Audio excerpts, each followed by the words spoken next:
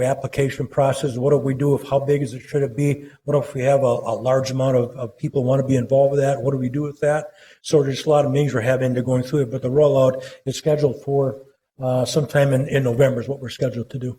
Okay, and why is it taking so long? It is just one of those that it's there's a lot of work involved with that, a lot of people to coordinate, and just in terms of where do we meet, how are we going to meet, when are we going to meet, how often are we going to be the EOTF, do we need to provide transportation, all of those kinds of things we need to talk about. So it takes some time to plan. And I am probably the worst planner because they all know how impatient I am, and they're all going to smile about it because I am. I want to start tomorrow. But it's very challenging. That's much like North High with the high school program. We want to talk to them, and they wanted to start the program this year, and we asked them, when do you want to start? And they said Monday.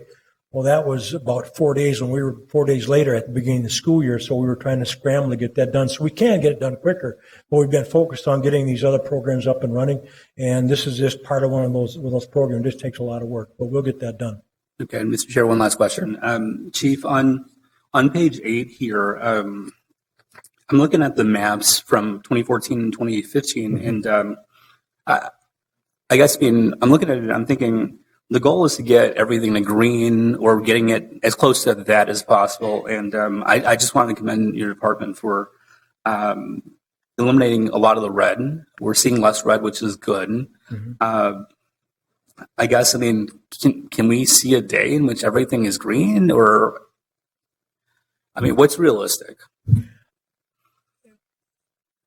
Chairman Quincy, Councilmember Yang, I honestly, when I look at this map now, if you look at where the red is at, if you look at the far northeast corridor up in that area, a lot of that is rail yard, and same over by the university in lower northeast, that's some of those rail areas. You get out in southwest Minneapolis, you have red area around the lakes area. And a lot of the red areas that we have, those areas we just quite honestly don't have very many runs into. So I think if we would have 5 more runs a year into those areas, I bet that would probably turn out of red. Where 1 or 2 runs can make a difference as tight as we measure this.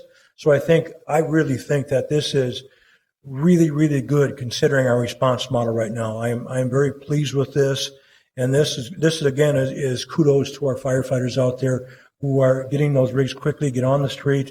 With all the construction we have going on and everything and all of the streets tore up, this is fairly effective for us. I think that's pretty good. Chief, thank you. Again, I want to commend you all on making it greener and not to see a lot of the red all over, but seeing in 2015 the improvement, fantastic. Thank you. Any further comments, questions from council members? Not seeing anything. Thank you very much, Chief Friedel. Thank you to the entire department for not only this presentation, but for the work you do every day. So, Chairman, I didn't give you the opportunity to try that BA on if you wanted that Darth Vader. Well, you know how I feel about those things. Absolutely. All right. Let's adjourn this meeting. But we'll make sure we stay on TV so Lisa can be on TV trying on a breathing apparatus. Okay. So, thank you. This meeting is adjourned. Thank you very much.